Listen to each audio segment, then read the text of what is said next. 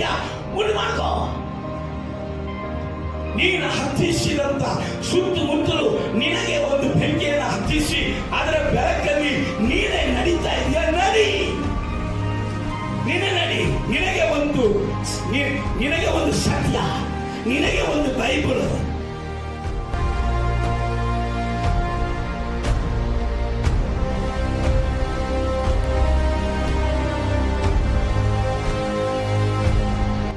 ನೀ ದೀಪ ಅಂದ್ರೆ ದೀಪ ಸ್ತಂಭದ ಮೇಲೆ ಇರಬೇಕು. ಪ್ರಾರ್ಥನೆ ಆಗಲ್ಲ, ಸುವಾರ್ತೆ ಆಗಲ್ಲ, ಆರಾಧನೆ ಆಗಲ್ಲ.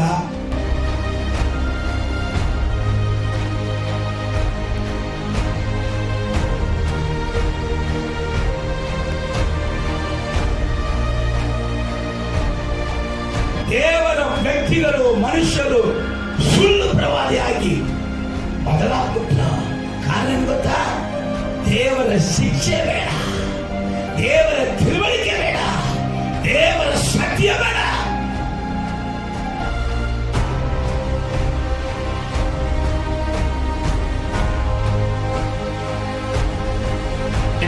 ಯಾರು ಗೊತ್ತಾ? ತನಗೆ ತಾನೇ ಒಂದು ಬೆಂಕಿಯನ್ನು ಹತ್ತಿಸಿಕೊಳ್ಳುತ್ತಾರೆ. ಸತ್ಯದಲ್ಲಿ ನಡೆಯುವುದಕ್ಕೆ ಇಷ್ಟ ಇಲ್ಲದವರು. ದೇವರ ವಾಕ್ಯಕ್ಕೆ, ದೇವರು ಇಟ್ಟಿರುವಂತ ನಾಯಕರ ಕೆಳಗಡೆ ಇರುವುದಕ್ಕೆ ತನ್ನನ್ನು ತಗ್ಗಿಸಿಕೊಳ್ಳದೇ ಇರುವವರು.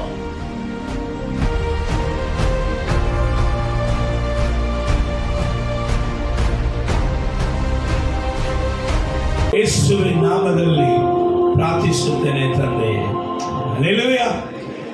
ಸೊ ಹೋದ ವಾರದಲ್ಲಿ ಹೇಳಿದಂತ ಅದೇ ಸಂದೇಶವನ್ನ ನಾವು ಈ ದಿನದಲ್ಲಿ ಅದನ್ನು ಮುಂದುವರಿಸಲಿಕ್ಕಿದ್ದೇವೆ. ಹಲ್ಲೆಲೂಯಾ.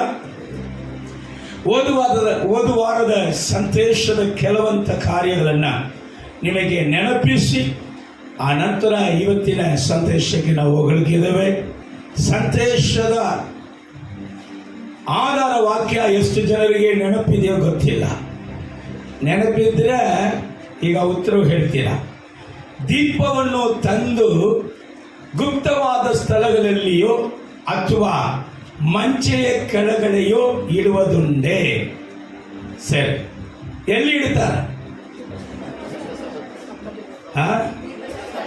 ದೀಪ?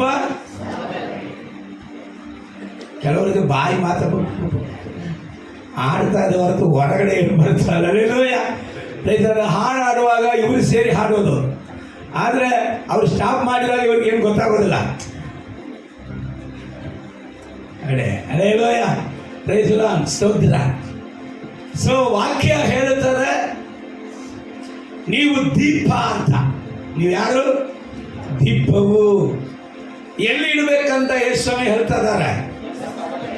ದೀಪ ಸ್ತಂಭದ ಮೇಲೆ ಇಡಬೇಕು. ಸಭೆಯೇ, ನೀನ್ ಬೆಳಕಲ್ಲವೇ? ಹಾಗಾದ್ರೆ ನೀನ್ ಬೆಳಕಿನವನಾಗಿ ನಡೆದುಕೊಳ್ಳಬೇಕೇ?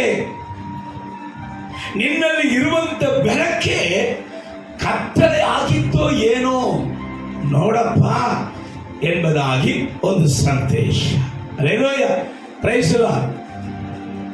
ಮೊದಲು ನಾವು ಬೆಳಕಿನವರಾಗಿ ಇರಲಿಲ್ಲ ಅಂತೆ.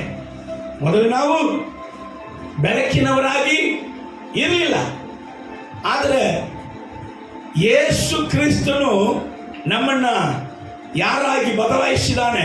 ನೀವು ಕ್ರಿಸ್ತನಲ್ಲಿ ಇದ್ದು ಬೆಳಕಿನವರಾಗಿದ್ದೀರಿ, ಆದ ಕಾರಣ ನೀವು ಬೆಳಕಿನವರಂತೆ ನಡೆದುಕೊಳ್ಳಿ ಎಂಬುದಾದ ಒಂದು ಸಂದೇಶವನ್ನ ದೇವರು ಮಾತಾಡ್ತಾ ಇದ್ದಾಗ, ಆದರೆ ಈ ಬೆಳಕು, ಈ ದೀಪವು ಯಾವಾಗ ಒಬ್ಬ ವ್ಯಕ್ತಿ ದೇವರಿಗಾಗಿ ಉರಿಬೇಕು, ದೇವರ ಚಿತ್ತದಂತೆ ನಡೆಯಬೇಕು, ದೇವರಿಗಾಗಿ ನಾನು ಏನಾದರೂ ಮಾಡಬೇಕು ಎಂಬುದಾಗಿ ಬಯಸಿ ಉರಿಯುತ್ತಾ ಇರ್ತದೋ, ಆ ದೀಪವನ್ನ ಸೈತಾನನ್ನು ಎಂದಾದರೂ ಅಣಗಿಸುವುದಿಗೆ ಅನೇಕ ವಂಚನೆಗಳನ್ನ, ತಂತ್ರಗಳನ್ನ ಮಾಡುತ್ತಾನೆ ಎಂಬುದಾಗಿ ನೋಡಿದ್ದೇವೆ.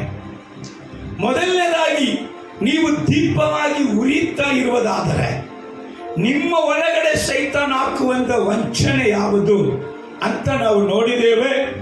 ಅದು ಯಾವುದಂದ್ರೆ, ಎಲ್ಲ ಭಾರವು ಹತ್ತಿಕೊಳ್ಳುವಂತ ಪಾಪವು.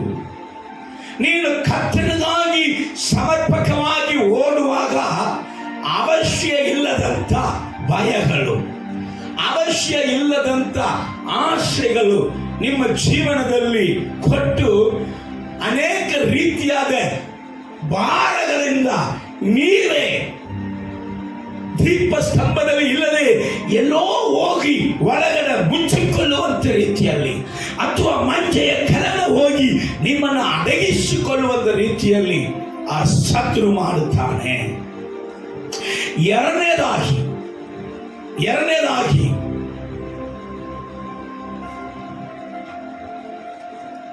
ಕರ್ತನಿಗಾಗಿ ಓಡುವಂತ ನಿಜ ಬೆಳಕನ್ನ ಡೂಪ್ಲಿಕೇಟ್ ಬೆಳಕಾಗಿ ಬದಲಾಯಿಸುವವರಿಗೆ ಅವನು ವಂಚನೆ ಹಾಕುತ್ತಾನೆ. ಕ್ರೈಸ್ತರೇ ಆದರೆ ಸುಳ್ಳು ಕ್ರೈಸ್ತರಾಗಿ ಇರ್ತಾರೆ. ಕ್ರಿಸ್ತನವರೇ ಆದರೆ ಕ್ರಿಸ್ತ ವಿರೋಧಿಯಾಗಿ ಬದಲಾಗುತ್ತಾರೆ. ಯೇಸು ಸ್ವಾಮಿ ಹೇಳುವಾಗ ಇವರ ತುಟಿಗಳು ನನ್ನನ್ನು ಸ್ತುತಿಸುತ್ತಾ ಇದೆ, ಇವರ ಹೃದಯವು ದೂರವಾಗಿದೆ ಎಂಬುದಾಗಿ.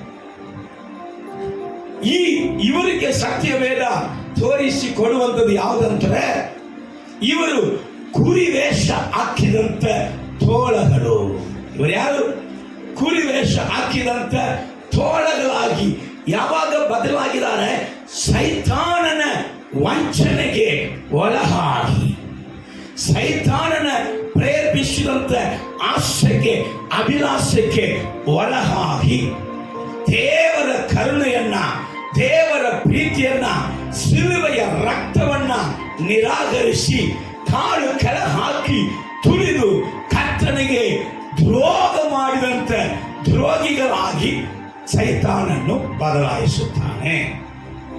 ಚೆನ್ನಾಗಿ ಉರಿಯುವಂತ ಬೆಳಕು ದೇವರ ನಾಯಕರು, ದೇವರ ಸೇವೆ ಮಾಡುವವರೇ, ದೇವರ ಅಭಿಷಕ್ತರು ಈ ಸಭೆಗೆ ತುಂಬಾ ಮುಖ್ಯ. ಎಲ್ಲ ಸಭೆಗಳಿಗೂ ಮುಖ್ಯ. ದೇವದಾಸರು ಉರಿಯುವಂತವರನ್ನ ಅವನು ಏನ್ ಮಾಡ್ತಾ ಇರ್ತಾನೆ? ಸ್ವಲ್ಪ ಅವರು ಸುಸ್ತಾಗುವಂತೆ, ಬಳಲುವಂತೆ ಮಾಡುತ್ತಾನೆ. ಒಂದು ಕಾರ್ಯವನ್ನು ನೋಡಿದ್ದೇವೆ. ದಾವೀದನನ್ನು ಅಣಗಿಸಿ ಬಿಡುವುದಕ್ಕೆ ದಾವೀದನು ಅಲ್ಲಿ ಏನಾಗಿದ್ದ? ಯುದ್ಧದಲ್ಲಿ ದಣಿದ. ದಾವೀದನು ದಣಿದನು, ಸುಸ್ತಾಗಿದನು. ಇದುವೇ ಸಂದರ್ಭ ಎಂಬುದಾಗಿ ಶತ್ರು ಏನ್ ಮಾಡ್ತಾ ಇದ್ದಾನೆ? ಫಿಲಿಸ್ತೀನಲ್ಲಿ ಇರುವಂತ ಒಂದು ಯುದ್ಧ ವೀರನನ್ನ ಅವನು ಎದ್ದು ಬಂದು ಇದುವೇ ಸಂದರ್ಭ ದಾವೀದನನ್ನ ಕೊಲೆ ಮಾಡಬೇಕೆಂಬುದಾಗಿ ವೈರಿ ಯಾರನ್ನ ಎಬ್ಬಿಸ್ತಾ ಇದ್ದಾನೆ? ದಾವೀದನಿಗೆ ವಿರುದ್ಧವಾದ ವೈರಿಗಳನ್ನ ಎಬ್ಬಿಸ್ತಾನೆ. ಆದ ಕಾರಣ ಸಭೆಯೇ ನಿನ್ನಲ್ಲಿ ಒಂದು ವಿನಂತಿ ಅಂತಾವೆ. ಕುಟುಂಬವೇ ನಿನ್ನಲ್ಲಿ ಒಂದು ವಿನಂತಿ. ಸಭೆಯಲ್ಲಿಯೂ ಕುಟುಂಬದಲ್ಲಿಯೂ ವಿನಂತಿ ಏನಂದ್ರೆ, ನಿನ್ನ ಕುಟುಂಬದಲ್ಲಿ ಸೇವಕನು ಸೇವಕಿ ಇರುವುದಾದ್ರೆ ಅವನನ್ನ ದಣಿಯುವಂತ ಕಾರ್ಯಗಳನ್ನ ನೀನ್ ಮಾಡಕ್ ಹೋಗ್ಬೇಡ. ನಿನ್ನ ಸಭೆಯಲ್ಲಿ ಸೇವಕನು ಸೇವಕಿ ಇರುವುದಾದ್ರೆ ಅವರನ್ನ ದಣಿಯುವಂತ ಕಾರ್ಯಗಳನ್ನ ನೀನ್ ಮಾಡಕ್ ಹೋಗ್ಬೇಡ. ಯಾಕೆಂತಂದ್ರೆ ಉರಿಯುವಂತ ಬೆಳಕನ್ನ, ಉರಿಯುವಂತ ದೀಪವನ್ನ ಸೈತಾನ ಯಾವಾಗ ಅಣಗಿಸಣ ಎಂಬುದಾಗಿ ನೋಡ್ತಾ ಇದ್ದಾನೆ. ಒಂದು ನಾಯಕನನ್ನ, ಒಂದು ಕುರುಬನನ್ನ ಹೊಡೆದರೆ ಇಡೀ ಹಿಂಡನ್ನ ಈಸಿಯಾಗಿ ಚದರಿಸುವುದಕ್ಕೆ ಸಾಧ್ಯ. ಒಂದು ಕುಟುಂಬದಲ್ಲಿ ಇರುವಂತ ವೈರಾಗ್ಯ ಉಳ್ಳದಂತ ಪ್ರಾರ್ಥನೆ ಮಾಡುವಂತ ವ್ಯಕ್ತಿಯನ್ನ ನೀನು ಬಳಲುವಂತೆ ಮಾಡಿದ್ರೆ ಒಂದು ಕುಟುಂಬವನ್ನೇ ಸೈತಾನು ಚಿನ್ನಬಳಿಯಾಗಿ ಮಾಡಿಬಿಡ್ತಾನೆ. ಆದ ಕಾರಣ ಸೈತಾನನ ತಂತ್ರ ಯಾವಾಗಲೂ ಯಾರಿಗೆ ವಿರುದ್ಧವಾಗಿದೆ? ದೇವ ಮನುಷ್ಯನಿಗೆ ವಿರುದ್ಧವಾಗಿದೆ. ಅವನು ಯಾವಾಗಲೂ ಕೂಡ ಅಗ್ನಿ ಬಾಣಗಳನ್ನ ಬಿಡುತ್ತಾ ಇರ್ತಾನೆ. ಸೈತಾನ ವಿಷಯದಲ್ಲಿ ಅಷ್ಟು ಕಷ್ಟಪಟ್ಟು ತನ್ನ ಪರಿಶುದ್ಧತೆಯನ್ನ ಕಾಪಾಡಿಕೊಂಡು ತನ್ನ ಪ್ರಾರ್ಥನೆ ಜೀವಿತ ದೇವರಿಗಾಗಿ ಓಡುವಂತ ಕಾರ್ಯದಲ್ಲಿ ತನ್ನನ್ನು ಸ್ಥಿರವಾಗಿ ಇಟ್ಟುಕೊಳ್ಳುವಂತ ವ್ಯಕ್ತಿಗಳು ಆ ದೀಪವು, ಆ ಅಭಿಷೇಕವು ತುಂಬಾ ಮುಖ್ಯ. ಯಾಕೆ? ಅದು ತುಂಬಾ ಮುಖ್ಯ. ಅಲ್ಲಿ ನಾವು ಸತ್ಯವೇದದಲ್ಲಿ ನೋಡಿದ್ದೇವೆ, ದಾವೀದನಿಗೆ ಜನರು ಬಂದು ಹೇಳ್ತಾರೆ, ಅಲ್ಲಿ ಅಭಿಷಾಯ್ ದಾವೀದನನ್ನ ಕೊಲ್ಲುವುದಕ್ಕೆ ಬಂದಂತ ಆ ಶೂರನಿಗೆ ವಿರುದ್ಧವಾಗಿ ತನ್ನ ಪ್ರಾಣವನ ಮೇಲೆ ಅವನು ಗಮನವಿಡದೆ ದಾವೀದನನ್ನ ಕಾಪಾಡುವುದಕ್ಕಾಗಿ ತನ್ನಲ್ಲಿ ಇರುವಂತ ಎಲ್ಲಾ ಶಕ್ತಿಯನ್ನ ತೆಗೆದುಕೊಂಡು ಶತ್ರುವನ್ನ ಕೊಂದು ದಾವೀದನನ್ನ ಉಳಿಸಿದ. ಬಟ್ ದಾವೀದನು ಕರೆದಿಲ್ಲ, ದಾವೀದನು ಸಹಾಯಕ್ಕೆ ಕರೆದಿಲ್ಲ. ಆದರೆ ಅಭಿಷಾಯಕ್ಕೆ ಗೊತ್ತು, ದಾವೀದನು ಎಂಬುದಾದ ದೀಪವು ಆರಿ ಹೋದರೆ ಇಸ್ರಾಯೇಲರ ದೀಪವೇ ಆರಿ ಹೋಗಿಬಿಡುತ್ತಾರೆ. ಹಲ್ಲೆಲೂಯಾ. ದಾವೀದನು ಎಂಬುದಾದ ದೀಪವು ಆರಿ ಹೋದರೆ ಇಸ್ರಾಯೇಲರ ದೀಪವೇ. ಆದ ಕಾರಣ ದಾವೀದನು ಯಾರು? ಅಭಿಷಕ್ತನು. ದಾವೀದನು ಯಾರು? ದೇವರು ನೇಮಿಸಿದಂತ ನಾಯಕನು. ಆದ ಕಾರಣ ನೀವು ಕುಟುಂಬಗಳು, ಸಭೆಯಲ್ಲಿ ಇರುವಂತ ಬಂಧುಗಳು, ಸಹೋದರರು, ಸಹೋದರಿಯರು ಓಡುತ್ತಾ ಇರುವಂತ ವ್ಯಕ್ತಿಗೆ ಭುಜ ಕೊಡ್ರಿ. ಓಡುತ್ತಾ ಇರುವಂತ ವ್ಯಕ್ತಿಯನ್ನ ಸಪೋರ್ಟ್ ಮಾಡ್ರಿ, ಉತ್ಸಾಹಪಡಿಸ್ರಿ. ಅವರು ಧನಿವಂತ ಕಾರ್ಯಗಳನ್ನ ಮಾಡಕ್ಕೆ ಹೋಗಬೇಡ ಎಂಬುದಾಗಿ ಹೋದ ವಾರದಲ್ಲಿ ನಾವು ನೋಡಿದ್ದೇವೆ. ಹಲ್ಲೆಲೂಯಾ. ಈ ವಾರದಲ್ಲಿ ಏನ್ ನೋಡಬೇಕು? ಈ ವಾರದಲ್ಲಿ ಎರಡನೇ ದುಷ್ಟನ ಶಕ್ತಿ ಯಾರಾಗಿ ಬದಲಾಯಿಸ್ತಾನೆ? ಡೂಪ್ಲಿಕೇಟ್ ಬೆಳಕಾಗಿ ಬದಲಾಯಿಸ್ತಾನೆ. ಸ್ವಲ್ಪ ಅದನ್ನ ಕುರಿತಾಗಿ ಸ್ವಲ್ಪ ನೋಡ್ಬಿಟ್ಟು ಆಮೇಲೆ ನಿಮ್ಮನ್ನ ಉತ್ಸಾಹಪಡಿಸುವಂತ ಒಂದು ದೀಪ ಉರಿಯುವಂತ ಸಾಕ್ಷ್ಯನ ನಿಮಗೆ ಹೇಳಿ ನನ್ನ ಸಂದೇಶವನ್ನು ಮುಗಿಸುವುದಕ್ಕೆ ಬಯಸುತ್ತೇನೆ. ಗಮನಿಸೋಣ. ಯೆಶಾಯ ಪ್ರವಾದನೆ ಪುಸ್ತಕ 50ನೇ ಅಧ್ಯಾಯ 11ನೇ ವಾಕ್ಯ. ಓಹೋ, ಬೆಂಕಿ ಇಕ್ಕಿ ಸುತ್ತಮುತ್ತಲು ಕೊಳ್ಳಿಗಳನ್ನು ಹತ್ತಿಸಿಕೊಂಡಿರುವವರೇ, ಸುತ್ತಮುತ್ತಲು ನೀವೇ ನಿಮಗೆ ದೀಪಗಳನ್ನ ಕೊಳ್ಳಿಗಳನ್ನ ಹತ್ತಿಸಿಕೊಂಡವರೇ, ನಿಮ್ಮ ಬೆಂಕಿಯ ಬೆಳಕಿನಲ್ಲಿಯೂ ನೀವು ಹತ್ತಿಸಿದ ಕೊಳ್ಳಿಗಳ ನಡುವೆಯೂ ನೀವು ಹತ್ತಿಸಿದ ಚೆನ್ನಾಗಿ ಗಮನಿಸಬೇಕು. ದೇವರು ಹೇಳ್ತಾರೆ, ನೀವು ಹತ್ತಿಸಿದಂತ ಕೊಳ್ಳಿಗಳ ನಡುವೆಯೂ ನಡೆದರೂ ನಡಿ. ಇಗೋ ನನ್ನ ಹಸ್ತದಿಂದ ನೋಡಿ, ನಡೆದ್ರೆ ನಡಿ.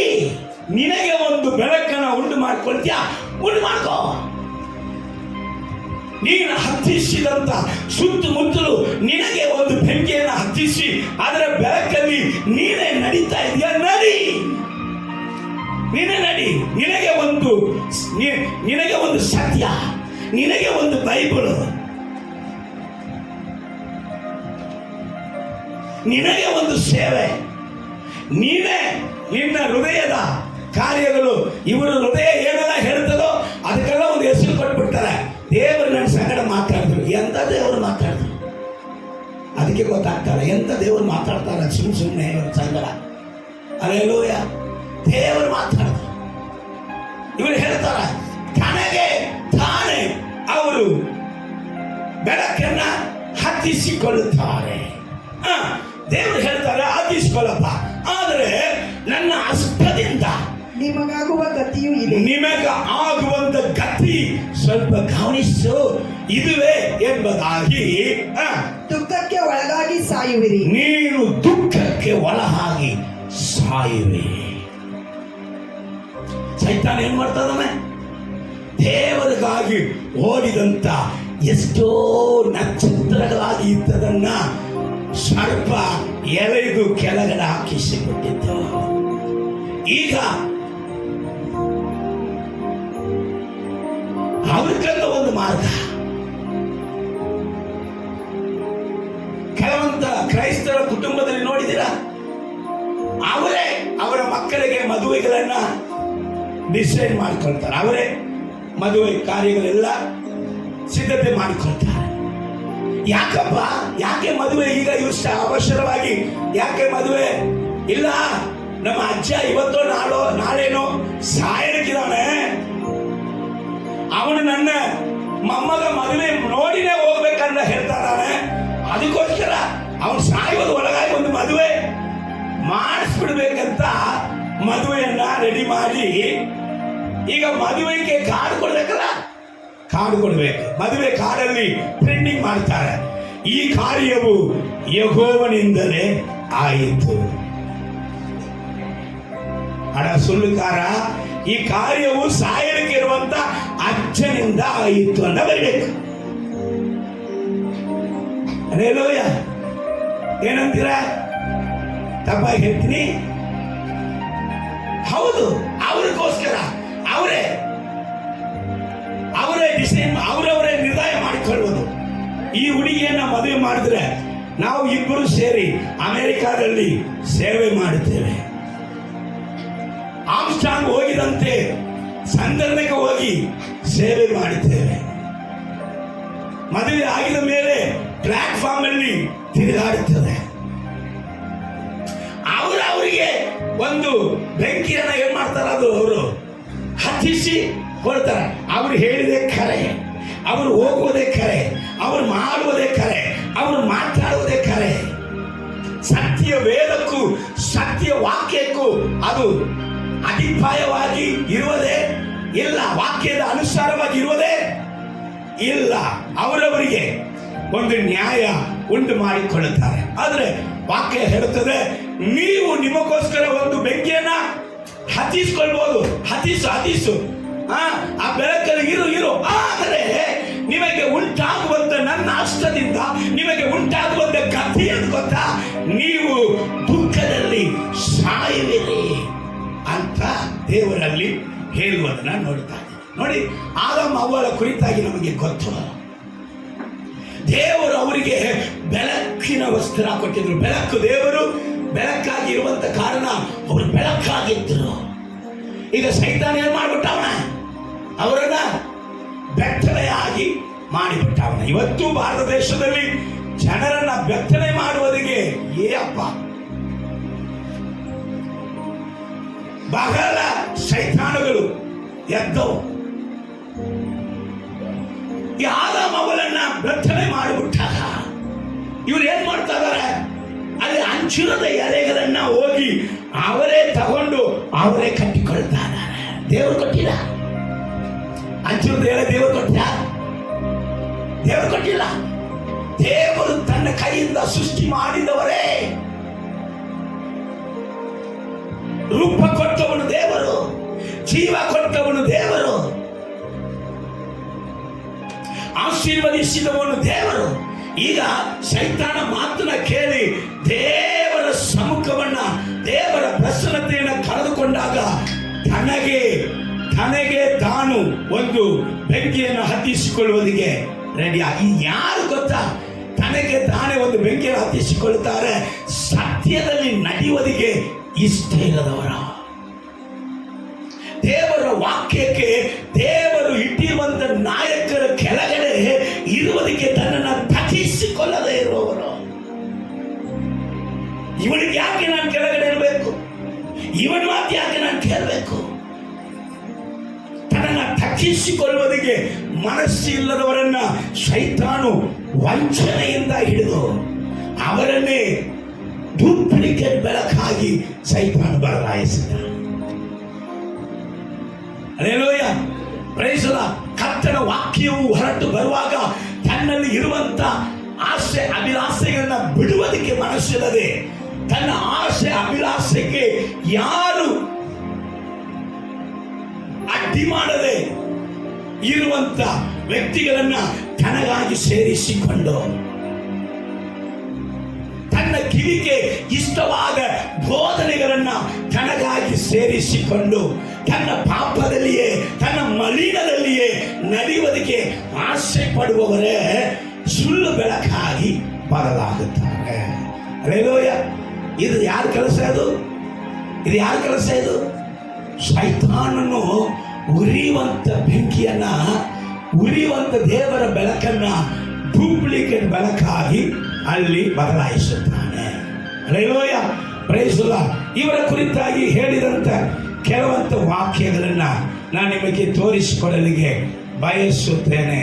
ಓದೋಣ ಕೀರ್ತನೆ 50ನೇ ಅಧ್ಯಾಯ 16ನೇ ವಾಕ್ಯದಿಂದ 18ನೇ ವಾಕ್ಯ ತನಕ. ದುಷ್ಟರಿಗಾದರೂ ದೇವರು ಹೇಳುವುದೇನೆಂದರೆ, ದುಷ್ಟರಂತಾರೆ.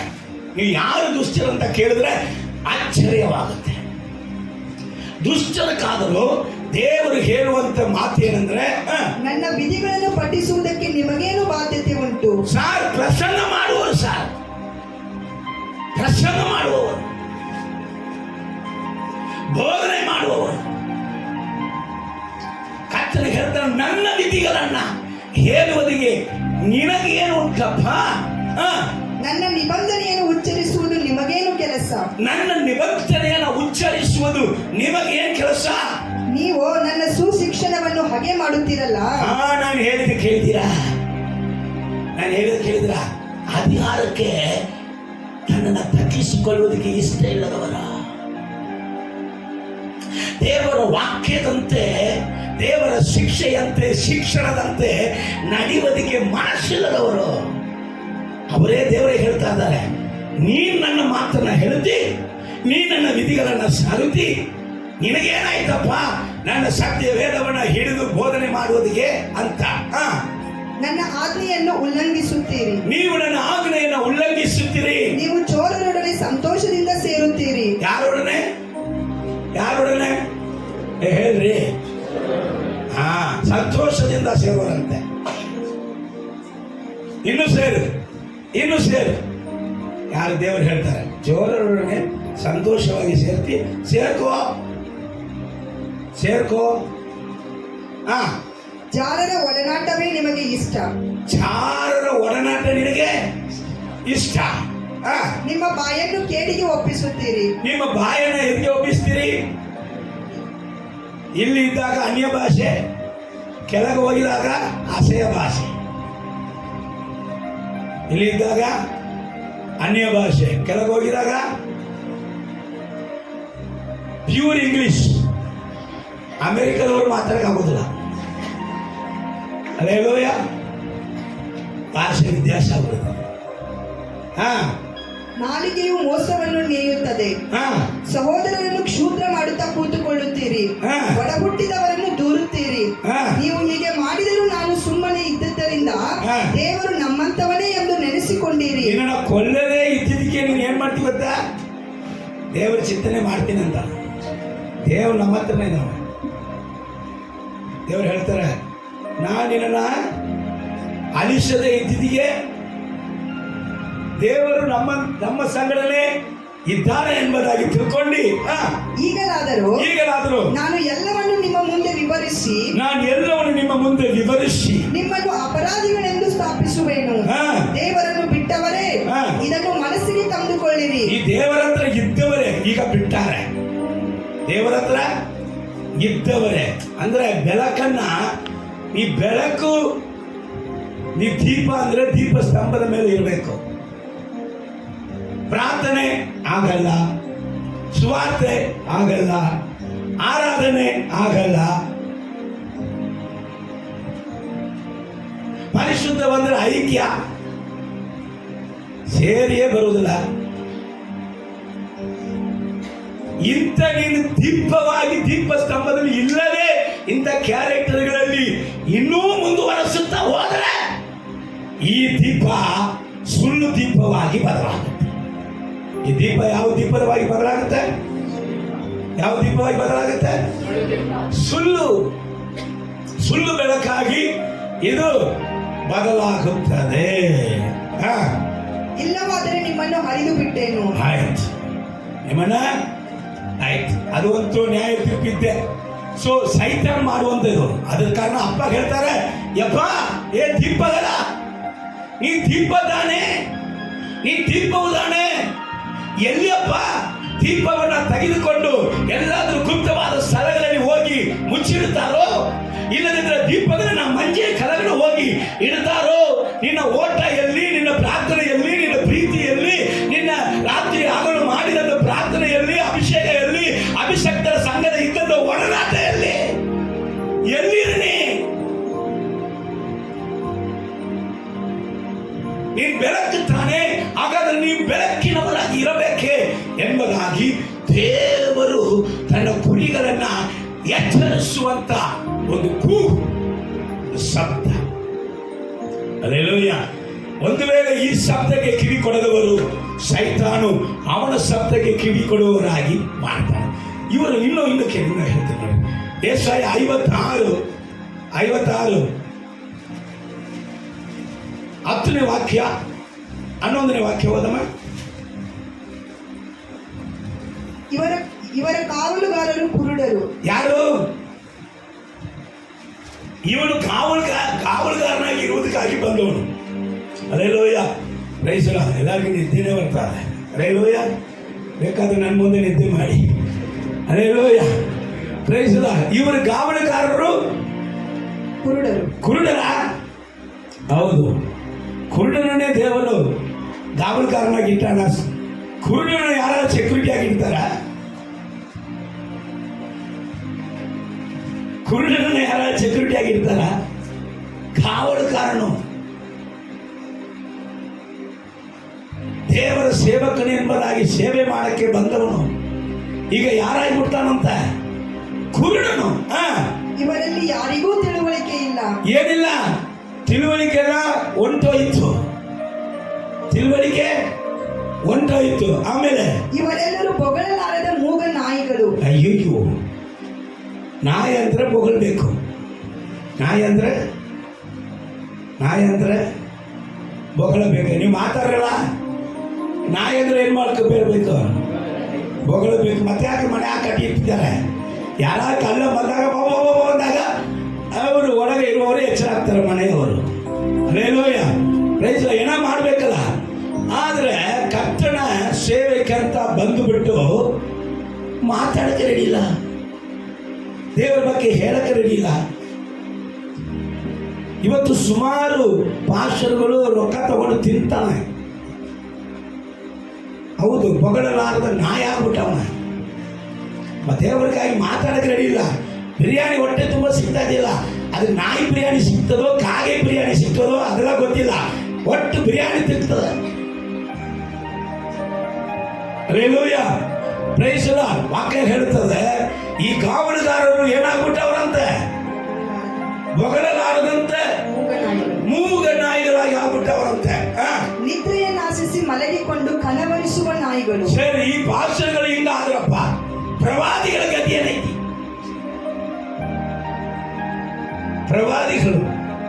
ಪ್ರವಾದಿಗಳ ಗತಿಯನ್ನು ಸ್ವಲ್ಪ ನೋಡೋಣ. ಪ್ರವಾದಿಗೆ ಏನಾಯ್ತು ನೋಡೋಣ. ಯೆಶಾಯ ಯೆರೆಮೀಯ ಪುಸ್ತಕ 14ನೇ ಅಧ್ಯಾಯ 14ನೇ ವಾಕ್ಯ. ಆಗ ಯೆಹೋವನು ನನಗೆ ಹೀಗೆ ನುಡಿದನು, ಪ್ರವಾದಿಗಳು ನನ್ನ ಹೆಸರಿನಿಂದ ಸುಳ್ಳಾಗಿ ಪ್ರವಾದಿಸುತ್ತಾರೆ. ಪ್ರವಾದಿಗಳು ಏನ್ ಮಾಡ್ತಾರೆ? ದೇವರ ಯೇಸು ಅಂತ ಹೆಸರಿದೆ, ಆದ್ರೆ ಪ್ರವಾದನೆ ಎಲ್ಲ ಸುಳ್ಳು. ಪ್ರವಾದಿಗಳು ನಿನ್ನ ಹೆಸರಲ್ಲಿ ಸುಳ್ಳಾಗಿ ಪ್ರವಾದನೆ ಹೇಳುತ್ತಾರೆ. ನಾನು ಅವರನ್ನು ಕಳುಹಿಸಲಿಲ್ಲ. ದೇವರು ಹೇಳ್ತಾರೆ, ನಾನು ಅವರನ್ನ ಕಲಿಸಲೇ ಇಲ್ಲ, ಅವರಿಗೆ ಅಪ್ಪಣೆ ಕೊಡಲಿಲ್ಲ. ನಾನು ಇದನ್ನ ಹೇಳಪ್ಪ ಮಾಡಪ್ಪ ಅಂತ ಅಪ್ಪಣೆ ಕೊಟ್ಟೇ ಇಲ್ಲ, ಏನೂ ಹೇಳಲಿಲ್ಲ. ಯೇಸು ಯಾವತ್ತೂ ಹೇಳಿಲ್ಲ ನಿನ್ ಮೊಬೈಲ್ ನಂಬರ್ ಅನ್ನ ಹೇಳಿ ಅಂತ. ಯೇಸು ಯಾವತ್ತೂ ಹೇಳಿಲ್ಲ ನಿನ್ ಬನಿಯನ್ ಕಲರ್ ಅನ್ನ ಹೇಳಿ ಅಂತ. ಇನ್ನೊಂದು ಮಾತು ನಾನು ಹೇಳುವುದಿಲ್ಲ, ಸಿನ್ಸನ್ ಕಂಟ್ರೋಲ್ ಅಂತೀನಿ. ಹಲ್ಲೆಲೂಯಾ. ಪ್ರೈಸ್. ದೇವರು ಸತ್ಯ ವೇದದಲ್ಲಿ ಈ ಮೂರ್ಗರು ಸಾವಿರವಾಗಿ ಹೋಗಿ ಅವರ ಬೆನ್ನತ್ತದವರ. ಹಲ್ಲೆಲೂಯಾ. ಪ್ರೈಸ್ ಅಲ್ಲ. ದೇವರಿಗೆ ಆ ರೀತಿಯಾಗಿ ಹೇಳಿ ಸತ್ಯ ವೇದದಲ್ಲಿ ಕಲಿಸಲೇ ಇಲ್ಲ. ಸುಳ್ಳು ಬ್ಲ್ಯಾಕ್ ಮ್ಯಾಜಿಕ್ ಮಾಡ್ತಾನಲ್ಲ ಅವನೇವ.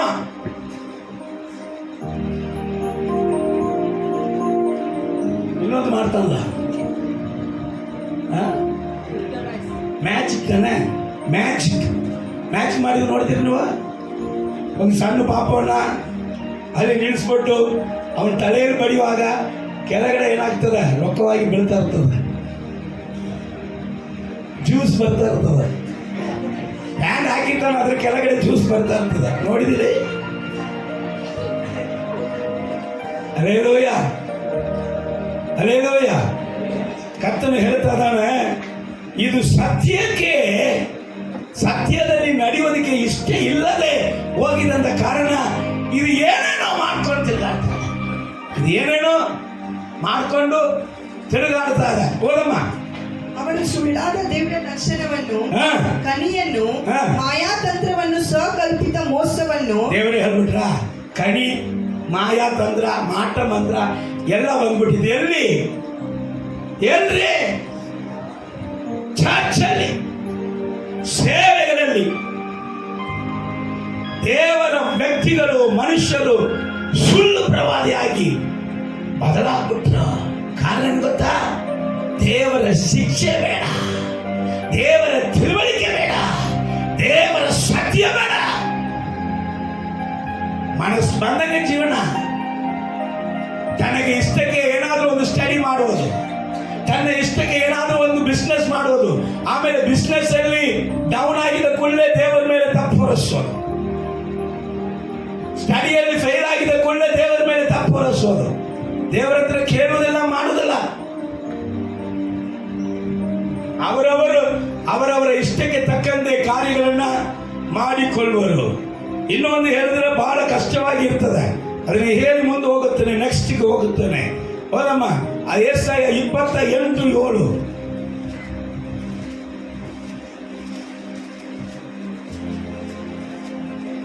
ಈ ನನ್ನ ಜನರು ಸಹ ದ್ರಾಕ್ಷಾರಸದಿಂದ ಓಲಾಡುತ್ತಾರೆ. ರಸದಿಂದ ಅಂದ್ರೆ ನೀವು ಗ್ರೇಪ್ ಜ್ಯೂಸ್ ಅಂತ ಅನ್ಕೋಬಾರದು. ಗ್ರೇಪ್ ಜ್ಯೂಸ್ ಇಲ್ಲ, ಇದು ವೈನ್, ಇದು ಸಾರಾಯ. ಓದಮ್ಮ. ಮದ್ಯದಿಂದ ತೂಗಾಡುತ್ತಾರೆ.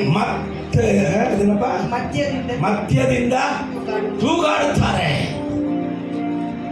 ಈ ನನ್ನ ಜನ. ಆಮೇಲೆ ಯಾಜಕ ಪ್ರವಾದಿಗಳು ಮದ್ಯದಿಂದ ಓಲಾಡುತ್ತಾರೆ. ಓಲಾಡುತ್ತಾರೆ. ದ್ರಾಕ್ಷಾರಸವೇ ಅವರನ್ನು ನುಂಗಿ ಬಿಟ್ಟಿದೆ. ದ್ರಾಕ್ಷಾರಸು ಇವರನ್ನೇ ನುಂಗಿ ಬಿಟ್ಟಿತ್ತಂತೆ. ದ್ರಾಕ್ಷಾರಸ. ಒಬ್ಬ ವ್ಯಕ್ತಿ ಬೆಂಗಳೂರಿಗೆ ಬಂದಿದ್ದ. ಅವಾಗ ಬೆಂಗಳೂರಲ್ಲಿ ಬ್ರದರ್ ಅಂಡ್ ಚರ್ಚ್ ಅವರ ಲೀಡಿಂಗ್ ಅಲ್ಲಿ ಬೆಂಗಳೂರು ನಮ್ಮ ಸಭೆ ನಡೀತಾ ಇತ್ತು. ಅವಾಗ ವೈನ್ ಬಾಟ್ಲು ಇತ್ತು ಒಳಗ. ಈ ವ್ಯಕ್ತಿ ಗಮನಿಸ್ತನು, ಇವರನ್ನ ಏನು ಕರೆದಿವಿ, ಅಲ್ಲಿ ಪ್ರಸಂಗ ಮಾಡಕ್ಕೆ ಕರೆದಿವಿ. ಚೆನ್ನೈ ಪಟ್ಟಣದಿಂದ ಬಂದವನು ಫ್ರಿಜ್ ಅಲ್ಲಿ ಇತ್ತಂದ್ರೆ ವೈನ್ ಬಾಟ್ಲನ್ನು ನೋಡ್ಬಿಟ್ಟ. ಮನುಷ್ಯ ಫುಲ್ ಕುಡಿದು ಮಲಗ್ಬಿಟ್ಟ. ಅವನು ಎಬ್ಬಿಸನ್ನು ಎತ್ತರಕ್ಕೆ ರೆಡಿ ಇಲ್ಲ. ಇವನಿಗೆ ಬ್ಯಾನಲ್ಲ ಹಾಕಿ ಇವ 3 ದಿವಸ ಅಲ್ಲಿ ಸೇವೆ ಮಾಡ್ತಾನಂದ್ರೆ ದ್ರಾಕ್ಷಾರಸ ಇವನನ್ನ ನುಂಗ್ಬಿಟ್ಟಿತ್ತು. ಇವನು ಎಬ್ಬಿಸ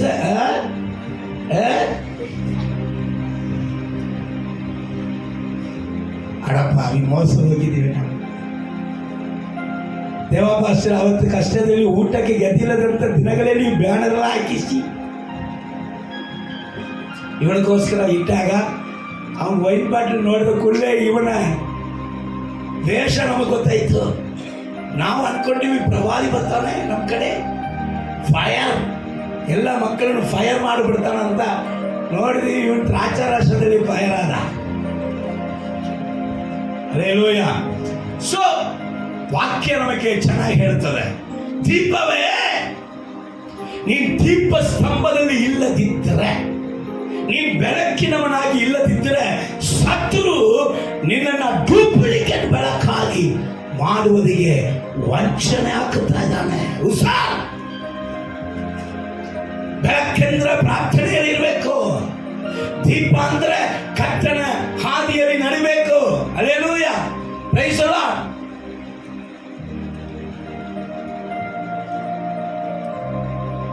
ದೇವರ ವಾಕ್ಯ ಹೇಳುತ್ತದೆ, ದೇವರ ವಾಕ್ಯವೇ ಕಾಲಿಗೆ ದೀಪ, ಹೋಗುವಂತ ದಾರಿಗೆ ಯಾವಾಗಲೂ ವಾಕ್ಯ ಆಧಾರವಾಗಿರಬೇಕು.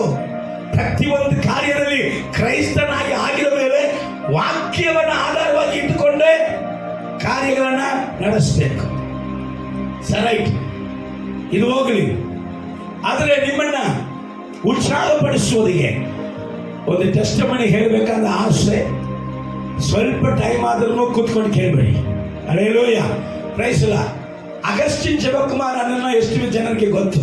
ಇಲ್ಲಿ ಇಷ್ಟೇ. ಅವರು ಬೀಗಾರಲ್ಲಿ ಸೇವೆ ಮಾಡುವಂತ ಒಂದು ಉತ್ತಮವಾದ ಸೇವಕರು ಅಗಸ್ಟಿನ್ ಶಿವಕುಮಾರ್. ಇವರಿಗೆ ಮದುವೆ ಸಮಯದಲ್ಲಿ ಇವರು ಟೆಸ್ಟಿಮನಿ ಹೇಳುವಾಗ, ಮದುವೆ ಆಗಿದ ನಂತರ ಒಂದು 3 ತಾಸು ಬಿಟ್ಟು ಇವರ ಹೆಂಡತಿಯ ಮುಖವನ್ನು ಮೊದಲು ನೋಡ್ತಾರೆ. ಇವರು ನೋಡ್ತಾರೆ, ಆ ಅಮ್ಮವು ನೋಡ್ತಾರೆ. ಮದುವೆಗೆ ಮುಂಚೆ ಇವರು ಮುಖವನ್ನು ನೋಡಿದವರೇ ಅಲ್ಲ. ಮದುವೆ ಆಗಿ 3 ತಾಸು ನಂತರ ಏನ್ ಮಾಡ್ತಾ ಇದ್ದಾರೆ? ಮುಖ ನೋಡ್ತಾರೆ, ಆದ್ರೆ ಮಾತಾಡಿಲ್ಲ. ಯಾಕೆ ಹಿಂಗೆ ಮುಖ ನೋಡದೆ ಮದುವೆ ಮಾಡ್ಕೊಂಡ್ರಿ ಅಂದ್ರೆ, ಅವರಿಗೆ ಒಂದೇ ಒಂದು, ನಾನು ಮದುವೆ ಮಾಡ್ಬೇಕಂದ್ರೆ ಬೀಹಾರಿಗೆ ನನ್ನ ಸಂಗಡ ಸೇವೆ ಮಾಡುವುದಿಗೆ ಯಾರು ಒಪ್ಕೊಳ್ತಾರೋ ಆಕೆನ ಮದುವೆ ಮಾಡಿಕೊಳ್ತೀನಿ. ಕುಟುಂಬದಲ್ಲಿ ಟಾರ್ಚರ್, ಅದಕ್ಕೋಸ್ಕರ ಫ್ಯಾಮಿಲಿ ಮದುವೆ ಮಾಡ್ತೀನಿ, ಓಕೆ. ಆದ್ರೆ ಬೀಗಾರಿಗೆ ಸೇವೆ ಮಾಡುವುದಕ್ಕೆ ನನ್ನ ಸಂಗಡ ಬರುವವಳಿದ್ರೆ ಮದುವೆ ಮಾಡ್ತೀನಿ. ಮದುವೆ ಆಯಿತು. ಮದುವೆ ಆಗಿದ್ದ ಅದೇ ದಿವಸ ರಾತ್ರಿ ಅವರಿಗೆ ಆನ್ಲೈನ್ ಪ್ರೇಯರ್. ಮದುವೆ ದಿವಸವೇ ರಾತ್ರಿ ಆನ್ಲೈನ್ ಪ್ರೇಯರ್. ಈಗ ಮದುವೆಯಲ್ಲಿ ಅಲ್ಲಿ ಎಲ್ಲರೂ ಜನ ಬಂದರು, ಹೆಂಡತಿ ಹತ್ರ ಮಾತಾಡಕ್ಕೆ ಆಗಲಿಲ್ಲ. ಈಗ ಆನ್ಲೈನ್ ಪ್ರೇಯರ್ಗೆ, ರಾತ್ರಿ ಪ್ರಾರ್ಥನೆಗೆ ಹೋಗುವಂತ ಸ್ಥಳದಲ್ಲಿ ಮಾತಾಡ್ತಾರೆ. ಫಸ್ಟ್ ಮಾತೇನು ಗೊತ್ತಾ ಅಮ್ಮ? ನಾನು ಎಂತ ಪ್ರಸಂಗಿ ಅಂದ್ರೆ ಡಮ ಡಿಮೀರ್ ಅಂತ ಮಾತಾಡುವಂತ ಪ್ರಸಂಗಿ. ನನ್ನನ್ನು ಯಾವನು ಕೊಲೆ ಮಾಡ್ತಾನೋ ಗೊತ್ತಿಲ್ಲ, ಆದ್ರೆ ಒಂದು ನೋಡು, ನೀನು ವಿಧವೆಯಾಗಿ ಇದ್ರೂ ಸೇವೆ ಮಾಡೋದಕ್ಕೆ ರೆಡಿಯಾ? ನೀನು ವಿಧವೆ ಆಗೋದಕ್ಕೆ ರೆಡಿಯಾ ಅಂತ ಮೊದಲ ಮಾತು. ಹೆಂಡತಿ ಹತ್ರ ಫಸ್ಟ್ ಮಾತು ಏನು? ನೀನು ವಿಧವೆ ಆಗೋದಿಗೆ ರೆಡಿಯಾ? ಆ ಅಮ್ಮ ಹೇಳಿದ್ರಂತೆ, ನಾನು ಒಂದು ಸೇವಕನನ್ನ ಮದುವೆ ಮಾಡಬೇಕಿದ್ದಾಗ ನನ್ನಲ್ಲಿ ನಾನು ಕರ್ತನಿಗಾಗಿ ನನ್ನ ಸಮರ್ಪಿಸಿ ನಾನು ಸೇವೆ ಮಾಡಬೇಕಂತ ವೈರಾಗ್ಯದಲ್ಲಿ ಬಂದೀನಿ, ಏನು ತೊಂದರೆ ಇಲ್ಲ, ನಾನು ವಿಧವೆ ಆದ್ರೂ ಸೇವೆ ಮಾಡ್ತೀನಿ ಅಂತ ಹೇಳಿದ್ರು. ಸರಿ, ಈ ಅಮ್ಮಗೆ ಆನೆಗೆ ಕನಸುಗಳು ಉಂಟು. ನಾನೊಂದು ಸೇವಕನನ್ನ ಮದುವೆ ಮಾಡಿದ್ದೀನಿ, ಬೀಗಾರಲ್ಲಿ ಹೋಗಿ ಅನೇಕ ಸೇವೆಗಳನ್ನ ನಡೆಸ್ತೀನಿ ಅಂತ ಅವರ ಕನಸಲ್ಲಿ ಹೋಗಿದಾಗ ಅಲ್ಲಿ ಬೀಗಾರಿನ ಪರಿಸ್ಥಿತಿ ಏನಂದ್ರೆ, ಅಲ್ಲಿ ಹೋಗಿದ ಮೇಲೆ ಒಂದು ಹೆಣ್ಮಗಳು ಹೊರಗಡೆ ಬರಂಗಿಲ್ಲ, ಮನೆ ಬಿಟ್ಟು ಯಾರು ಹೊರಗಡೆ ಬರಂಗಿಲ್ಲ. ಇವರ ಸೇವೆ ಆಗಲೇ ಕಾಲದಲ್ಲಿ ಯಾರು ನಮ್ಮ ಸಭೆಗೆ ಬನ್ನಿ, ಸೇವೆ ಮಾಡಕ್ಕೆ ಬನ್ನಿ ಅಂತ ಯಾರು ಕರೆಯುವುದಿಲ್ಲ, ಇವರಾಗಿ ಹೋಗುವುದು. ಆದ ಕಾರಣ ಇವರು ಹೋಗುವಂತ ದಿನ ಗೊತ್ತೇ ಹೊರತು ರಿಟರ್ನ್ ಬರುವುದು ಇವರಿಗೆ ಗೊತ್ತೇ ಇಲ್ಲ. ಆದ ಕಾರಣ ಅಮ್ಮ ಅನೇಕ ನಿರಾಸೆಗಳೊಂದಿಗೆ ಆಕೆ ಒಬ್ಬಕ್ಕಿಯಾಗಿ ಕೂತುಕೊಳ್ಳುವಂತ ಒಂದು ಪರಿಸ್ಥಿತಿ. ಒಂದು ಕಡೆ ಸೇವೆನೇ ಇಲ್ಲ, ಏನಿಲ್ಲ, ಗಂಡನು ನನ್ನ ಸಂಗಡ ಇಲ್ಲ. ಇವರು ಹೋದ್ರೆ 1 ತಿಂಗಳು ಹೋಗ್ಬಿಡ್ತಾರೆ, 2 ವಾರ ಹೋಗ್ಬಿಡ್ತಾರೆ. ನಾನು ಒಬ್ಬಕ್ಕಿಯಾಗಿ ಕೂತ್ಕೊಂಡು, ದೇವರೇ ನನ್ನ ಯಾಕೆ ಇಲ್ಲಿ ಕರ್ಕೊಂಡ್ ಬಂದಿದ್ದಿ ಅಂತ ಇವರಿಗೆ ಒಂದು ಗೋಲಾಟ. ಒಂದು ದಿವಸ ಅವರ ಪಾಸ್ಟರ್ಗೆ ಹೇಳಿದ್ದಾರೆ, ಅಪ್ಪ ನಾನು ನಿಮ್ಮನ್ನ ಮದುವೆ ಆಗೋದಕ್ಕೆ ಮುಂಚೆ ಒಂದು ಅನಾಥ ಆಶ್ರಮದಲ್ಲಿ 45 ಮಕ್ಕಳು ಇರುವಂತ ಒಂದು ಅನಾಥ ಆಶ್ರಮದಲ್ಲಿ ಹೋಗಿ ಅವರಿಗೆ ಸೇವೆ ಮಾಡ್ತಾ ಇದ್ದೆ. ಆದ ಕಾರಣ ಈಗ ನಿಮ್ ಜೋಡಿನ ಬರಕ್ ಆಗ್ತಾ ಇಲ್ಲ, ಇಲ್ಲಿ ಯಾವ ಹೆಣ್ಮಕ್ಕಳಿಲ್ಲ. ಸೊ ಇಲ್ಲಿ ಈ ಏರಿಯಾದಲ್ಲಿ ಉಗ್ರವಾದಿಗಳು ಕೊಂದಂತ ತಂದೆ ತಾಯಿಗಳನ್ನ ಕಳ್ಕೊಂಡಿದ್ದಂತ ಸುಮಾರು ಅನಾಥ ಮಕ್ಕಳಿದಾರಲ್ಲ, ಅದರಲ್ಲಿ ಒಂದು 40 ಮಂದಿ ನನಗೆ ಹೆಂಗಾದ್ರೂ ಕೊಡ್ರಿ, ನಾನು ಅದನ್ನ ಬೆಳೆಸ್ಕೊಂಡು ನನ್ನ ಸೇವೆಯನ್ನು ಮುಂದುವರಿಸ್ತೀನಿ. ಅಗಸ್ಟಿನ ಹೇಳಿದ್ರಂತೆ, ಆಗೋದಿಲ್ಲಮ್ಮ, ನಮ್ಮ ದರ್ಶನಕ್ಕೆ ಅದು ಏನಾಗ್ಬಿಡ್ತದೆ, ಅಡ್ಡಿ ಆಗ್ಬಿಡ್ತದೆ. ಈ ಅನಾಥ ಆಶ್ರಮ ನಮಗೆ ದರ್ಶನವೇ ಇಲ್ಲ, ಆಗಲ್ಲ ಅಂತ ಹೇಳಿದ್ರಂತ. ಆದ್ರೆ ಕೆಲವೊಂದು ದಿನಗಳ ನಂತರ ಅನಾಥ ಆಶ್ರಮ ನಡೆಸುವಂತ ಒಬ್ಬ ವ್ಯಕ್ತಿ, ಅವರಲ್ಲಿ 55 ಮಕ್ಕಳಿದ್ದರಂತೆ. ಅವರು ಅಗಸ್ಟಿನ ನನಗೆ ಹೇಳಿದ್ದಾರೆ, ಬಹಳ ಪ್ರೆಷರ್ ಮಾಡಿದ್ದಾರೆ, ನೀವು ಚೆನ್ನಾಗಿ ಸೇವೆ ಮಾಡ್ತಾ ಇದ್ದೀರಾ, ಈ ಮಕ್ಕಳನ್ನ ನೋಡ್ಕೊಳ್ಳಕ್ಕೆ ಆಗ್ತಾ ಇಲ್ಲ ನನಗೆ, ಈ 55 ಮಕ್ಕಳನ್ನ ನೀವು ತಗೊಳ್ರಿ. ಇವರಂತಾರೆ, ಯಪ್ಪ 55 ಮಕ್ಕಳನ್ನ ತಗೊಳಕ್ ಆಗಲ್ಲ, ನನ್ನ ಹೆಂಡತಿ ಈ ಸೇವೆನ ಕೇಳ್ತಾ ಇದ್ದಾಳೆ, ಸೊ ದೇವರು ಇದನ್ನು ನನಗೆ ಪ್ರೆಷರ್ ಮಾಡ್ತಾರೆ, ಏನು ಒಂದು 15 ಮಕ್ಕಳನ್ನ ತಗೊಳ್ತೀನಿ. ಈ 15 ಮಕ್ಕಳನ್ನ ಬೆಳೆಸಿದ್ರಂತೆ. ಅದರಲ್ಲಿ ಒಂದು ಮಗು 5 ವಯಸ್ಸು, ಆಕೆಗೆ ಹೆಸರು ಶೈಲಿ ಅಂತ. ಈ ಶೈಲಿ 5 ವಯಸ್ಸು ಹುಡುಗಿಯಾಗಿ ಬರುವಾಗ ಈ ಮಗಳು ಯಾರ ಹತ್ರನೂ ಜಾಸ್ತಿ ಮಾತಾಡುವುದಿಲ್ಲ. ಆದ ಕಾರಣ ಅವರ ಪಾಸ್ಟರ್ ಹೆಂಡತಿ ಆ ಮಗಳನ್ನ ಮಡಿಯಲ್ಲಿಯೇ ಇಟ್ಟು ಬೆಳೆಸ್ತಾ ಇದ್ರಂತೆ. ಈ ಶೈಲಿಗೆ 9 ವಯಸ್ಸಾಯಿತು. 9 ವಯಸ್ಸಾದ ನಂತರ ಅವರ ಕುಟುಂಬದವರು ಯಾರೋ ಬಂದು ಶೈಲಿಯನ್ನ ನಮ್ಮ ಜೋಡಿ ಸ್ವಲ್ಪ ಕಳಿಸ್ರಿ, ಒಂದು 10 ದಿವಸ ರಜಾಕ್ಕೋಸ್ಕರ ಕಳಿಸ್ರಿ, ನೀವು ತಾನೇ 4 ವರ್ಷಗಳಾಗಿ ನೋಡ್ಕೊಂಡ್ರಿ, ನಾವು ನಮ್ಮ ಕುಟುಂಬದ ಮಕ್ಕಳಿಗೆ ಈ ಮಗಳನ್ನ ತೋರಿಸಿ ಬರ್ತೀವಿ ಅಂತ ಹೇಳಿ ಆ ಮಗಳನ್ನ ಕರೆದುಕೊಂಡು ಹೋದರಂತೆ. ಹೋಗಿದ ನಂತರ ಅವರು ಬರಲಿಲ್ಲಂತೆ. ಅವರ ಹತ್ರ ಇವರು ಯಾವುದೇ ಫೋನ್ ನಂಬರ್ಸ್ ಎಲ್ಲ ಅವಾಗ ಆ ಕಾಲದಲ್ಲಿ ಅನುಕೂಲ ಇಲ್ಲ ತಗೊಳ್ಳುವುದಕ್ಕೆ. ಯಾರು ಹೆಂಗೆ ತಗೊಂಡು ಹೋದ್ರು ಯಾರ್ಯಾರನೋ ಕಳಿಸಿ ಹುಡುಕ್ತಾ ಇದ್ದಾರೆ, ಆದರೆ ಶೈಲಿ ಸಿಕ್ಕಲೇ ಇಲ್ಲ. ಆದರೆ ಇವರು ಕರ್ಕೊಂಡು ಹೋಗಿದವರು ಆ 9 ವಯಸ್ಸು ಮಗಳಿಗೆ ಮದುವೆ ಮಾಡಿದ್ರಂತೆ. ಎಂಥ ವ್ಯಕ್ತಿಯನ್ನ ಮದುವೆ ಮಾಡಿದ್ರಂದ್ರೆ ಅವನು ಕೊಳ್ಳೆ ಹೊಡೆಯುವವನು, ಕಳ್ಳನು, ರಾಬರಿ ಮಾಡುವನು. ಅವನ ಕೈಯಲ್ಲಿ ಯಾವಾಗಲೂ ತುಪ್ಪ ಹಾಕಿರ್ತದೆ. ತುಂಬ ಕ್ರೂರವಾದ ವ್ಯಕ್ತಿಗೆ ಮದುವೆ ಮಾಡಿಕೊಟ್ಟಿದ್ದಾರೆ. ಈ ಮದುವೆಯ ದಿನದಲ್ಲಿ ಅವರು ಅವರ ಸಂಪ್ರದಾಯ ಪ್ರಕಾರ ವಿಗ್ರಹ ಆರಾಧನೆಗಳನ್ನ ಮಾಡಿ ಇದಕ್ಕೆ ನೀವು ನಮಸ್ಕಾರ ಮಾಡಬೇಕಂತ ಹೇಳಿದ್ದಾರೆ. ಅವಾಗ ಶೈಲಿ ಹೇಳಿದ್ದಾರೆ, ನಾನು ಯೇಸು ಸ್ವಾಮಿ ಮಗಳು, ಇಂಥ ಕಾರ್ಯವನ್ನ ನಾನು ಮಾಡುವುದಿಲ್ಲ, ಈ ಕಾರ್ಯವನ್ನ ನನಗೆ ಮಾಡಕ್ಕಾಗುವುದಿಲ್ಲ. ಅವಾಗ ಶೈಲಿಯ ಎಳೆ ಮೇಲೆ ಅವನ ತುಪ್ಪಾಕಿಯನ್ನ ಇಟ್ಟು, ಏನಂತೀಯ, ನೀ ನಮ್ಮ ವಿಷಯಗಳನ್ನ ನಮ್ಮ ಕಾರ್ಯಗಳನ್ನ ಮಾಡುವುದಿಲ್ಲವಾ? ಇಲ್ಲ, ನೀನು ಕೊಂದ್ರೆ ಸರಿ, ಇಂಥ ಒಂದು ಕಾರ್ಯವನ್ನು ನಾನು ಮಾಡುವುದಿಲ್ಲ, ಯಾಕೆಂದ್ರೆ ನಾನು ಯೇಸು ಸ್ವಾಮಿ ಮಗಳು ಅಂತ ಹೇಳಿದಾಗ ಹಂಗಂದ್ರೆ ನನ್ನ ಸಂಗಡ ನೀನು ಜೀವನ ಮಾಡಕ್ಕೆ ಆಗಲ್ಲ ಅಂತ ಆ ಶೈಲಿಯನ್ನ ಮನೆಗೆ ಕಳಿಸಿಬಿಟ್ರಂತೆ. ಕಳಿಸಿದ ನಂತರ ಕೆಲವಂತ ತಿಂಗಳ ನಂತರ ಈ ಶೈಲಿ ಗಂಡನ ತಮ್ಮ ಅವನಿಗೆ ಭಯಂಕರವಾದ ಒಂದು ವ್ಯಾಧಿ, ಅವನ ರಕ್ತವಾಂತಿ ತಗೊಳ್ತಾ ಇದ್ದಾನೆ. ಈ ವ್ಯಾಧಿಗೆ ಎಲ್ಲೆಲ್ಲೋ ಹೋಗ್ತಾ ಇದ್ದಾರೆ, ಏನೇನೋ ಮಾಡಿದ್ದಾರೆ. ಡಾಕ್ಟರ್ಗಳು ಎಲ್ಲ ಚೆಕಪ್ ಮಾಡಿದ್ರು ಶರೀರದಲ್ಲಿ ಯಾವ ವ್ಯಾಧಿ ಅಂತ ಕಂಡುಹಿಡಿಯಲಿಕ್ಕೆ ಆಗಲಿಲ್ಲ. ಆದ ಕಾರಣ ಅವನ ಹಾಸಿಗೆ ಹಿಡಿದುಬಿಟ್ಟ, ಅನ್ಕಾನ್ಶಿಯಸ್ ಇದ್ದಾನೆ. ಸಾಯುವಂತ ಪರಿಸ್ಥಿತಿ ಬಂದಾಗ ಈ ಶೈಲಿ ಗಂಡನಿಗೆ ತನ್ನ ಹೆಂಡತಿಯ ಕುರಿತಾಗಿ ನೆನಪು ಬಂತು. ಸೊ ಈ ಶೈಲಿ ಆಕೆ ನನ್ನ ಹೆಂಡತಿ ಹೇಳಿದಾರಲ್ಲ ಒಂದು ದೇವರು, ಎಲ್ಲ ದೇವರುಗಳು ಕೈ ಬಿಟ್ಟಾರೆ, ಈಕೆ ದೇವರಾದ್ರೆ ಕಾಪಾಡುತ್ತಾರೆ ಎಂಬುದಾಗಿ ಆಕೆಯನ್ನ ಕರೆಸಿ ಅವಾಗಲೂ ತುಪ್ಪಾಕಿಯನ್ನ ಆಕೆ ತಲೆಯಲ್ಲಿ ಇಟ್ಕೊಂಡು, ನೋಡಿ ನನ್ನ ತಮ್ಮನ ಪರಿಸ್ಥಿತಿ ಹಿಂಗಿದೆ, ನೀನು ಹೇಳಿದಂತ ಯೇಸು ಇವನನ್ನ ಕಾಪಾಡುತ್ತಾರ, ನೀನು ಒಂದು ನನ್ನ ತಮ್ಮನಿಗೋಸ್ಕರ ಒಂದು ಪ್ರಾರ್ಥನೆ ಮಾಡುವೆಯಾ ಅಂತ ಕೇಳಿದಾಗ ಶೈಲಿ ಅವನಿಗೆ ಉತ್ತರ ಹೇಳಿದರಂತೆ, ನನ್ನ ಯೇಸುವಿಗೆ ಇದು ಸುಲಭ, ನನ್ನ ಯೇಸುವಿಗೆ ಇವನಿಗೆ ಸುಖ ಕೊಡುವುದು ಸುಲಭ. ಆದ್ರೆ ಒಂದು ನೀನು ಮಾಡಬೇಕು, ಏನ್ ಮಾಡಬೇಕು? ನೀನು ಈ ತುಪ್ಪಾಕಿಯನ್ನ ಬಿಸಾಡು ಬಿಟ್ಟು ಬೈಬಲ್ ಓದಿಕೊಂಡು, ಈ ನನ್ನ ಕೈಯಲ್ಲಿರುವಂತ ಬೈಬಲ್ ಅನ್ನ ತಗೊಂಡು ಮೊಣಕಾಲು ಹಾಕಿ ಪ್ರಾರ್ಥಿಸಿ ನನ್ನ ಸಂಗಡ ನೀನು ನಾನು ಸೇವೆ ಮಾಡುವುದಕ್ಕೆ ನೀನು ಒಪ್ಪಿಸಿಕೊಂಡ್ರೆ ನಾನು ನಿನ್ನ ತಮ್ಮನದಾಗಿ ಪ್ರಾರ್ಥಿಸ್ತೇನೆ. ಸರಿ ಅಂತ ಇವನಿಗೆ ಬೇರೆ ದಾರಿ ಇಲ್ಲ, ತಮ್ಮನ ಮೇಲೆ ಬಹಳ ಪ್ರೀತಿ ಆಯ್ತು. ಅದಕ್ಕೋಸ್ಕರ ಅವನು ಏನ್ ಮಾಡಿದಾನೆ, ತುಪ್ಪಾಕಿಯನ್ನ ಕೆಳಗಡೆ ಬಿಸಾಡ್ಬಿಟ್ಟು ಆಕೆ ಸಂಗಡ ಮೊಣಕಾಲು ಹಾಕಿ ನಿಂತಾನೆ. ಶೈಲಿ ಪ್ರಾರ್ಥನೆ ಮಾಡ್ತಾ ಮಾಡ್ತಾ ಮಾಡ್ತಾ ಇದ್ದಾಗ ಅನ್ಕಾನ್ಶಿಯಸ್ ಆಗಿದಂತ ಅದೇ ಅವನ ತಮ್ಮನು ದಿಢೀರಂತ ಎತ್ತು ಕುಂದು, ನನಗೆ ಹೊಟ್ಟೆ ಹಸುತ್ತಾ ಇದೆ, ಊಟ ಕೊಡ್ರಿ ಅಂತ ಕೇಳಿದ. ಈ ಅದ್ಭುತ ನಡೆದ ಕೂಡಲೇ ಈಗ ಶೈಲಿ ಅವನ ಗಂಡ ಅಲ್ಲೇ ಲೋಕಲಲ್ಲಿ ಇರುವಂತ ವ್ಯಕ್ತಿಗಳಿಗೆ 2 ವಾಕ್ಯ ಓದುವುದು, ಪ್ರಾರ್ಥನೆ ಮಾಡುವುದು. ಅದ್ಭುತ ನಡೀತಾ ಇದೆ. ಅದ್ಭುತ ನಡೀತಾ ಇದ್ದದನ್ನ ನೋಡಿ ಅಲ್ಲಿ ಅನೇಕ ಜನರು ಬರ್ತಾ ಇದ್ದರು. ಇಂಥ ಕಾರ್ಯಗಳು ಜೆಮ್ಸ್ಗೆ ಅಗಸ್ಟಿ ನನಗೆ ಕೇಳಿಸಿಕೊಂಡ್ರು. ನಿಮ್ಮ ಅಲ್ಲಿ ಬೆಳೆದಂತ ಮಗಳು ಈ ರೀತಿಯಾಗಿ ಅಲ್ಲಿ ಸೇವೆ ನಡೆಸ್ತಾ ಇದ್ದಾರೆ.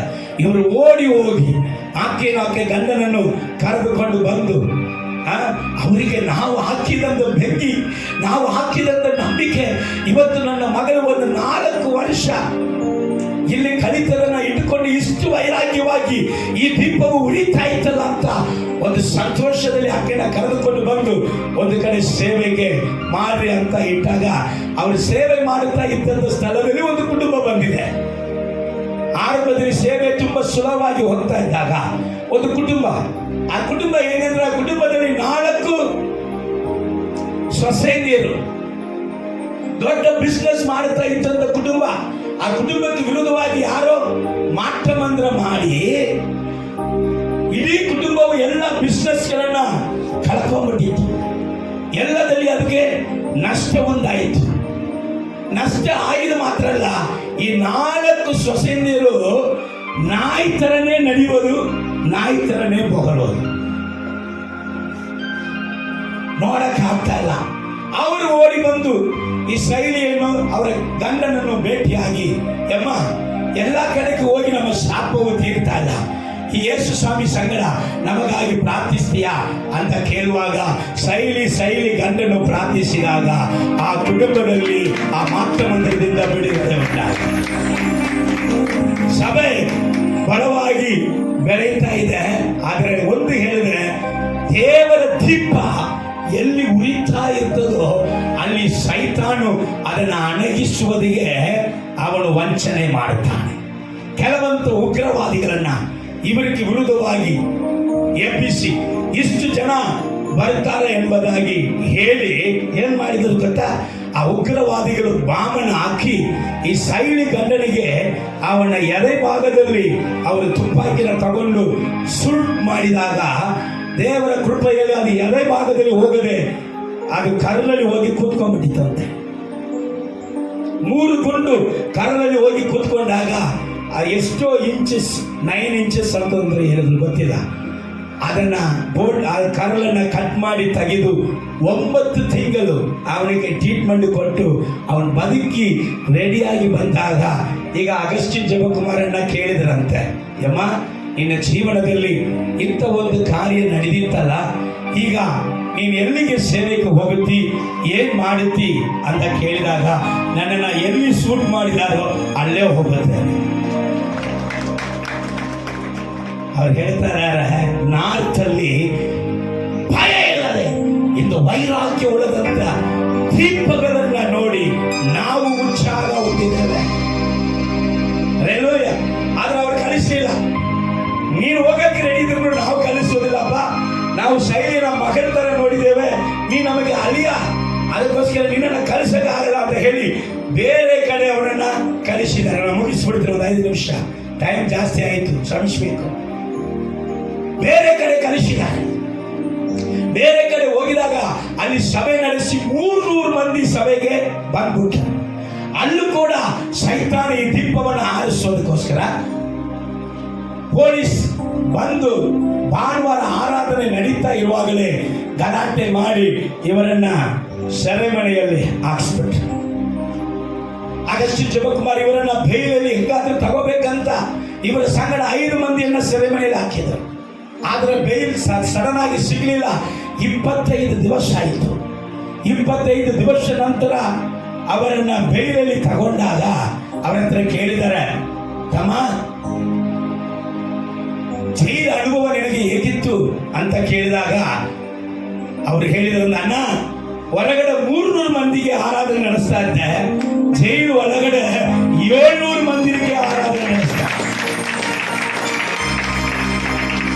ಇವರನ್ನ ಕರ್ಕೊಂಡು ಹೋಗಿದ್ದು ಭಾನುವಾರ. ಇವರು ಭಾನುವಾರ ದಿವಸ ಅಲ್ಲಿ ಹೋಗಿ ಒಂದು 3 ಮಂದಿ ಕೂಡಿಕೊಂಡು ಯಾರಿಗೂ ಗೊತ್ತಿಲ್ಲದೆ ಹಾಡುತ್ತಾ ಆರಾಧನೆ ಮಾಡ್ತಾ ಇದ್ರಂತೆ. ಅದನ್ನ ನೋಡಿದಂತೆ ಜೈಲರು ಇವರ ಹತ್ರ ಬಂದು, ಸಾರ್ ಇವತ್ತು ಭಾನುವಾರ ತಾನೆ, ನೀವು ನಿಮ್ಮ ಸಭೆಯಲ್ಲಿ ಆರಾಧನೆ ನಡೆಸಿದ್ರಲ್ಲ, ಇಲ್ಲೂ ನೀವು ಆರಾಧನೆ ನಡೆಸ್ತೀರಾ ಅಂತ ಕೇಳಿದ್ರಂತೆ. ಅವಾಗ ಇವ್ರು ಹೇಳಿದ್ರಂತೆ, ಇಲ್ಲಪ್ಪ ನಮ್ಮ ಬೈಬಲ್ ಎಲ್ಲ ಕಸ್ಕೊಂಡವ್ರು ಅಂತಾಗ. ಅವಾಗ ಜೈಲರು, ನನ್ನ ಹತ್ರ ಒಂದು ಬೈಬಲ್ ಇದೆ, ನಾನು ಕೊಡ್ತೀನಿ.